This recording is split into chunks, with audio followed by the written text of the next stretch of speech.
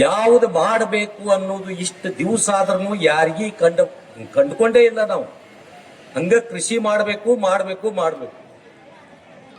ಯಾವ ರೀತಿ ಕೃಷಿ ಮಾಡಬೇಕು, ಏನ್ ಮಾಡಬೇಕು, ಇದ್ರ ಬಗ್ಗೆ ನಾವೆಲ್ಲ ತಿಳ್ಕೋತ ಹೋದ್ರೆ ಪರಂಪರಾಗತ ಕೃಷಿಯ ಕೆಲವೊಂದು ತತ್ವಗಳನ್ನು ನೀವು ಕಂಡುಕೊಂಡ್ರೆ ಯಾಕೆ ಕೃಷಿ ಮಾಡಬೇಕು, ಹೆಂಗ್ ಯಶಸ್ವಿ ಆಗ್ಬೇಕು ಅನ್ನೋದು ಎಲ್ಲರಿಗೂ ಗೊತ್ತಾಗ್ತದೆ. ಅದನ್ನು ಕಂಡು ಹಿಡ್ಕೊಳ್ಳದ ಹಂಗ ಮುಂದುವರಿಯಾಕತ್ತೀವಿ ನಾವು. ಇದು ಉಪಯೋಗ ಆಗುದಿಲ್ಲ. ಇದು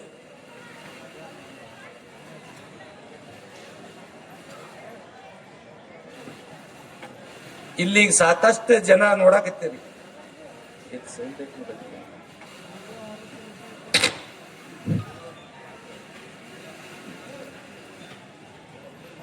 ಒಂದೊಂದು ನೋಡ್ಕೋತ ಬರ್ರಿ ನೀವು. 625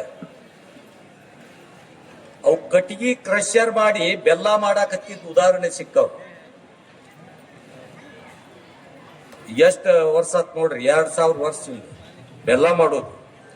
ಅವಾಗ ಜ್ಯೂಸ್ ತೆಗಿತಿದ್ರು. ಇಲ್ಲೇ ಒಂದು 120 ವರ್ಷ 1810 ಒಂದು ಬಿಲ್ ಸಿಕ್ಕದ.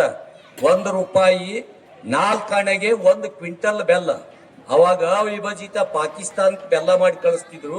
ಕೃಷ್ಣಾ ನದಿ ದಂಡೆಗುಂಟ ಕಬ್ಬು ಬೆಳೀತಿದ್ರು. ನಿಪ್ಪಾಣಿ ಬೆಲ್ಲ ಅಂದ್ರ ಅಲ್ಲೆಲ್ಲ ಪ್ರಸಿದ್ಧ. 30 ಕಿಲೋ 31 ಕಿಲೋದ್ದು 1 ಎಕರೆಗೆ 325 ರಿಂದ 350 ಪೆಂಟ್ ಬೆಲ್ಲ. 10-9 ರಿಕವರಿ ಇದ್ದ ಕಬ್ಬ 419 740 ಇಂಥವು ಜವಾರಿ ತಳಿ.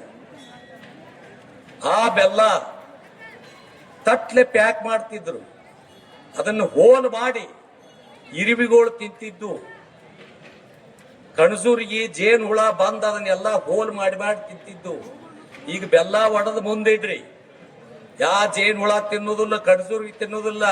ಸಕ್ರಿ ತೆಗೆದು ನೀವು ಓಡ್ಯಾಗ ಅಂಗಳಾಗ ಹೋಗಿರಿ, ಒಂದ ಇರಿಬ್ ಹಿಡ್ಯಾಂಗಿಲ್ಲ. ಎಲ್ಲದಕ್ಕೂ ಗೊತ್ತಾಗ್ಯದ ಇದ್ರಾಗ ವಿಷ ಐತಿ, ಇದನ್ನ ತಿಂದ್ರೆ ನಾವು ಸಾಯ್ತೀವಿ ಅಂತ ಹೇಳಿ. ಇಂಥದ್ದು ಉತ್ಪನ್ನ ಮಾಡಾಕ ನಾವು ಏನು ಕೊಡಾಕತ್ತಿದೀವಿ ಅಂತ ಕಬ್ಬು ಕೊಡಾಕತ್ತಿದೀವಿ. ಮೊನ್ನೆ ಕೊರೋನಾದಾಗ ಯುರೋಪ್ ಕಂಟ್ರೀಸ್ನಾಗ ಲಾಕ್ಡೌನ್, ಎಲ್ಲಾರ್ಗಿ ಅಕ್ಕಿ ಸರಬರಾಜು ಮಾಡ್ಬೇಕಾಕತ್ತೆ ಅಂತ ಹೇಳಿ ಎಲ್ಲಾ ಕಡೆಯಿಂದ ಅಕ್ಕಿ ಸ್ಟಾಕ್ ಮಾಡ್ಯಾರ. ಅಲ್ಲೊಂದ್ ಸ್ವಲ್ಪ ನಮಗಿಂತ ಹ್ಯುಮಿಡಿಟಿ ಹೆಚ್ಚು ವಾತಾವರಣದಾಗ, ನೀರಿನ ಪ್ರಮಾಣ. ಅಲ್ಲಿ ಒಂದ್ ಕಡೆ ಎಲ್ಲಾನು ಇಟ್ಕೋತ ಬಂದಾರ ವೇರ್ಹೌಸ್ನಾಗ. ಇಂಡಿಯಾದ ಚೀನಾದ ಅಕ್ಕಿ ಒಟ್ಟ ಹುಳ ಆಗ್ತಿದ್ದ. ಅದ್ರ ಪಕ್ಕದಲ್ಲಿ ಬ್ರೆಜಿಲ್ದು ಎಲ್ಲಾ ಕಡೆ ಎಲ್ಲ ಹುಳ ಹತ್ತಾಕತ್ತಿದ್ವು.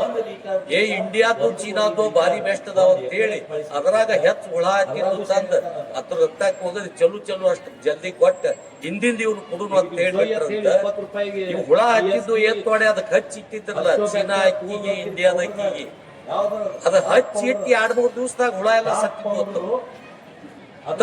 ಅಕ್ಕಿ ತಿಂದಾಗ ಆ ಅಕ್ಕಿ ತಿಂದ ಅಂತ ವಿಷದ ಅಕ್ಕಿ ಮಾಡಾಕತ್ತೀವಿ ನಾವು. ಎಲ್ಲಿಗೆ ಯಾವ ಇದಕ್ಕೆ ಹೋಗ್ಯದ?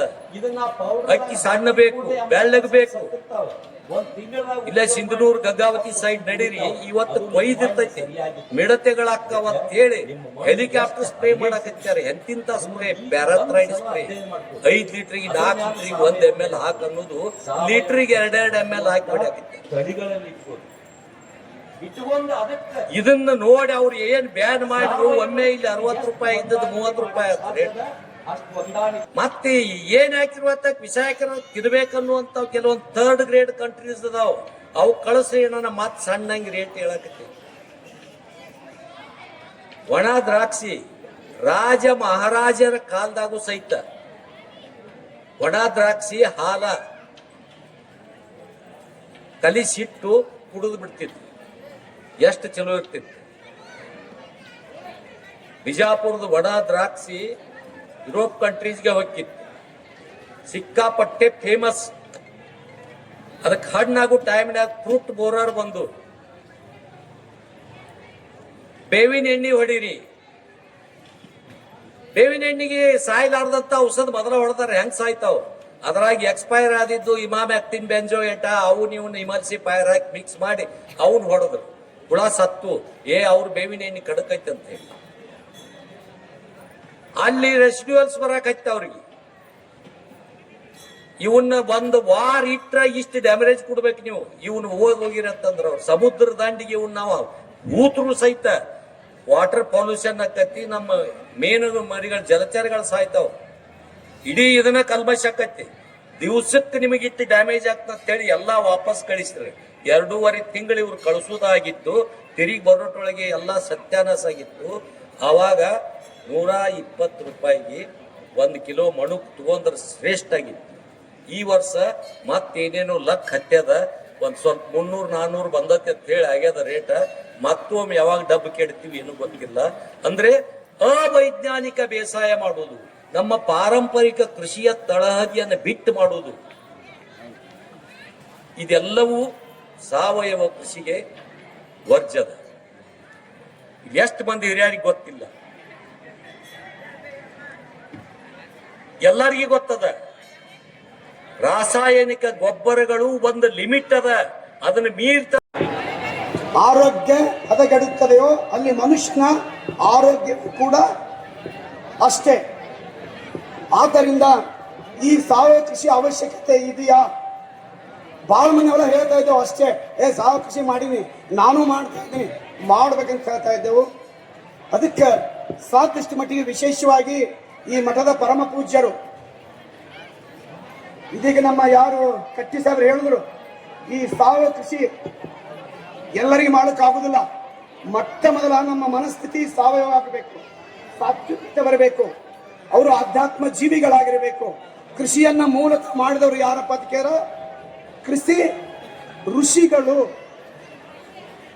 ಕೃಷಿ ಋಷಿಗಳು ಮಾಡಿದಂಥ ಈ ಕಾಯಕ ನಾವು ಇವತ್ತೇನು ಹೊಂಟಿದಪ್ಪ ಕೇಳಿದ್ರೆ, ವೈಜ್ಞಾನಿಕವಾಗಿ ವಾಣಿಜ್ಯವಾಗಿ ಅದನ್ನು ಅಥವಾ ವ್ಯಾಪಾರಿಕರನ್ನು ಇಟ್ಕೊಂಡು ಕೃಷಿ ಮಾಡಿದಾಗ ಕೃಷಿಯಲ್ಲಿ ರೈತರು ಆತ್ಮಹತ್ಯೆ ಮಾಡ್ಕೋತಾ ಇದ್ದಾರೆ.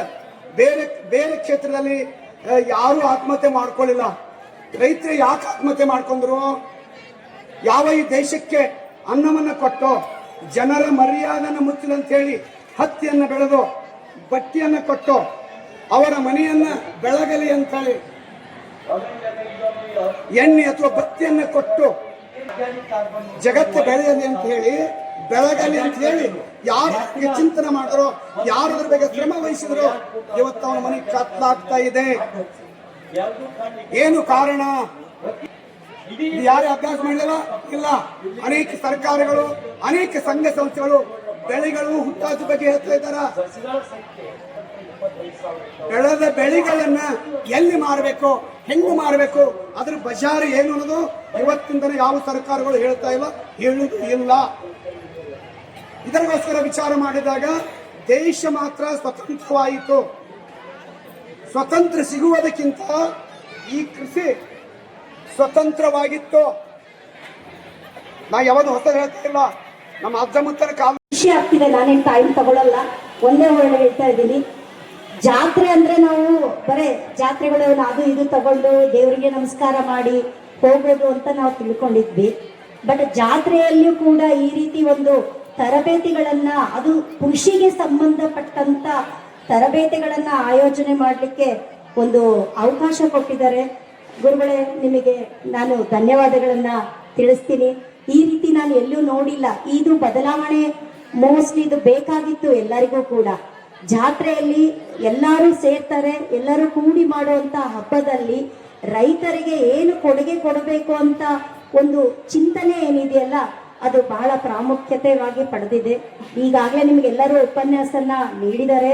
ನಾನೇನು ಜಾಸ್ತಿ ಹೇಳೋದಿಲ್ಲ ಸಾವಯವ, ಯಾಕಂದ್ರೆ ನಾನೇ ಕಲಿತಾ ಇದ್ದೀನಿ ಇಲ್ಲಿ ಬಂದ್ಮೇಲೆ ಸಾವಯವ ಬಗ್ಗೆ, ಕಬ್ಬು ಬೆಳೆಯೋದ್ರ ಬಗ್ಗೆ. ಯಾಕಂದ್ರೆ ನಾನು ಹೈದರಾಬಾದ್ ಕರ್ನಾಟಕದಲ್ಲಿ ಜಾಸ್ತಿ ವರ್ಕ್ ಮಾಡಿದ್ದೀನಿ. ಈ ಕಡೆ ಬಂದಾಗಿಂದ ನಾನು ನೋಡ್ತಾನೆ ಇದ್ದೀನಿ, ನಾನೇ ರೈತರಿಂದ ತುಂಬಾ ಕಲಿತಿದ್ದೀನಿ. ನಾನು ಏನು ಕಲಿಸ್ತಿದ್ದೀನಿ, ನಾನು ಯೋಚನೆ ಮಾಡ್ತಾ ಇದ್ದೀನಿ. ಈಗ ನಾನು ಏನು ಕಲಿಸ್ಬೇಕು, ನಾನು ಏನು ಮಾಡಬೇಕು ಅಂತೇಳಿ. ಇರಲಿ, ನಾನು ನಿಮ್ಮಿಂದ ಕಲಿತೀನಿ. ಮುಂದೆ ಅದೆಲ್ಲಾದರೂ ನನಗೆ ಉಪಯೋಗ ಆಗಬಹುದು. ನಾವು ಒಂದು ಹೇಳಕ್ಕೆ ಇಷ್ಟಪಡ್ತೀನಿ, ಸಾವಯವ ಅಂದರೆ ಅದಕ್ಕೇನೋ ಎಲ್ಲರೂ ಒಂದೊಂದು ಥರ ಹೇಳ್ತಾರೆ. ನನ್ನ ಭಾಷೆಯಲ್ಲಿ ಸಾವಯವ ಅಂದರೆ ನಿಮ್ಮಲ್ಲಿ ಏನು ನೀವು ವೇಸ್ಟ್ ಅಂತ ಒಗಿತೀರಲ್ಲ, ಅದನ್ನು ಉಪಯೋಗ ಮಾಡಿಕೊಂಡು ಅದರಿಂದ ವ್ಯವಸಾಯ ಮಾಡುವುದು. ನಿಮ್ಮಲ್ಲಿ ಯಾವುದೇ ಒಂದು ವಸ್ತು ಇರಲಿ, ಅದು ನಿರುಪಯುಕ್ತ ಅಂತ ಹೇಳಿ ನೀವೇನು ಮಾಡ್ತೀರಾ, ಅದನ್ನು ಒಗಿತೀರಾ. ಕಸನ ಒಗಿತೀವಿ, ಕಸ ನಮಗೆ ಬೇಕಾಗಿಲ್ಲ ಅಂತ ಹೇಳಿ ಒಗಿತೀವಿ. ಅದನ್ನ ನಾವು ಆ ಕಸದಿಂದ ರಸವನ್ನ ತೆಗೆದು ಯಾವ ರೀತಿಯಾಗಿ ಸಾವಯವ ಕೃಷಿಯನ್ನ ಅಳವಡಿಸ್ಕೋಬಹುದು ಅನ್ನೋದು ಮಾತ್ರ ಇಂಪಾರ್ಟೆಂಟ್. ನಾನು ಅದು ಹಾಕಿ ಇದು ಹಾಕಿ ಅಂತ ಏನೋ ಈಗ ಹೇಳಕ್ ಹೋಗೋದಿಲ್ಲ. ಒಂದು, ನೀವು ಏನೇ ಇರಲಿ, ಅದು ವ್ಯವಸಾಯದಲ್ಲಿ ಬಂದಂತ ಏನು ವೇಸ್ಟ್ಗಳು ಏನಿದೆ ಅಲ್ಲ ಅದನ್ನ ಬಳಸ್ಕೊಂಡು ಮಾಡುವಂಥದ್ದೇ, ಸರಿಯಾದ ರೀತಿಯಲ್ಲಿ ಬಳಸ್ಕೊಂಡು ಮಾಡುವಂಥದ್ದೇ ಸಾವಯವ ಕೃಷಿ ಆಗುತ್ತೆ. ಸೊ ಈಗೆಲ್ಲರೂ ಎಲ್ಲರೂ ಆಫೀಸರ್ಸ್ ಇವತ್ತೆಲ್ಲ ಕಾಲು ನೋವು, ಬೆನ್ನೋವು, BP, ಶುಗರು ಎಲ್ಲ ಬರ್ತಿದೆ. ಇದು ಎಲ್ಲರಿಗೂ ಗೊತ್ತಿದೆ. ನಾವು ತಿನ್ನಂತಹ ಊಟದಲ್ಲಿ ಇರುವಂತಹ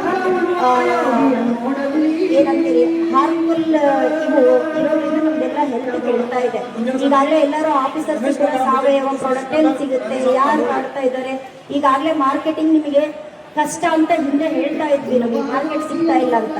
ಈಗ ಹಾಗಿಲ್ಲ, ಸಾವಯವ ನಿಜವಾಗ್ಲೂ ಆ ರೈತ ಮಾಡ್ತಾ ಇದ್ದ ಅಂತಂದ್ರೆ ನಾವೇ ಆಫೀಸರ್ಸ್ ಅಲ್ಲಿ ಹೋಗಿ ತಗೊಳ್ಳುವಂತ ಪರಿಸ್ಥಿತಿ ಈಗಾಗಲೇ ಎಲ್ಲರಿಗೂ ಗೊತ್ತಾಗಿದೆ. ಈಗಾಗಲೇ ಸಾವಯವಕ್ಕೆ ಮುಂದೆ ತುಂಬಾನೇ ಇಂಪಾರ್ಟೆನ್ಸ್ ಬಂದೇ ಬರುತ್ತೆ. ಸೊ ಎಲ್ಲ ರೈತ ಬಾಂಧವರು ಇಲ್ಲಿ ಹೇಳಿದ ಹಾಗೆ ನೀವು ಎಲ್ಲ ಎಕರೆ ಮಾಡೋದು ಬೇಡ, 5 ಎಕರೆ ಇತ್ತಂದ್ರೆ 1 ಎಕರೆ ನೀವು ಮಾಡಿ ನೋಡಿ ನೀವು ಅದನ್ನ ರಿಸರ್ಚ್ ಮಾಡ್ಕೊಂಡು ತಿಳ್ಕೊಂಡು ಆದ್ಮೇಲೆ ಮುಂದುವರಿದ. ಯಾಕಂದ್ರೆ ಇವೆಲ್ಲ ನಮಗೂ ಬುದ್ಧಿವಂತರು ಮತ್ತೆ ಎಲ್ಲಾ ವಿಷಯಗಳು ತಿಳಿದಿರುತ್ತೆ. ಇಂಥ ತರಬೇತಿಯಲ್ಲಿ ಬರೋದ್ರಿಂದ 1 ಅಥವಾ 2 ವಿಷಯಗಳನ್ನ ಕಲ್ಕೊಂಡು ನಾವು ಅಳವಡಿಸ್ಕೊಂಡಿದ್ದೇ ಆಗ್ಲೇ ಅದು ಒಂದು ಉಪಯುಕ್ತತೆಯನ್ನ ಪಡ್ಕೊಳ್ಳುತ್ತೆ. ಸೊ ದಯವಿಟ್ಟು ಎಲ್ಲಾ ರೈತ ಬಾಂಧವರು ನಮ್ಮ